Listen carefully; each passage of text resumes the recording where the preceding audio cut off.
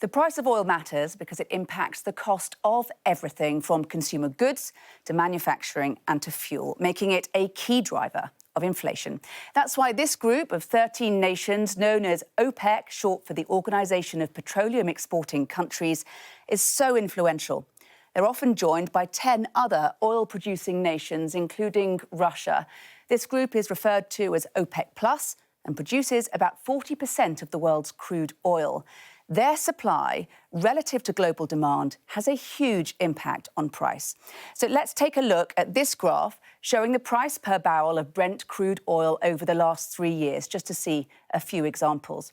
So this is when COVID hit back in early 2020. The world shut down, meaning a huge slump in demand and a collapse in price. By contrast, this is when Russia invaded Ukraine early last year, and there was concern about an oil shortage, sending the price well above $120 per barrel.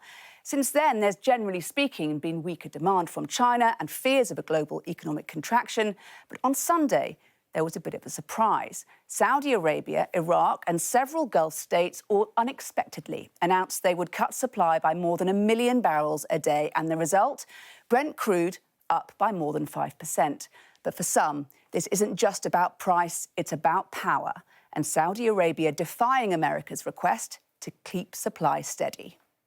If a decision is taken by one of the largest producers in there, let's say Saudis, and the other countries from the cartel are taken on board, then this is basically the major bulk of the market is able to move in concert.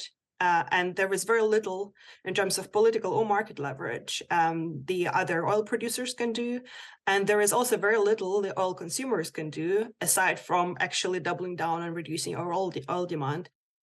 But that might be challenging. Even with the global push to decarbonise, there are predictions that world oil demand is likely to accelerate sharply this year as air travel rebounds and China opens up again after COVID.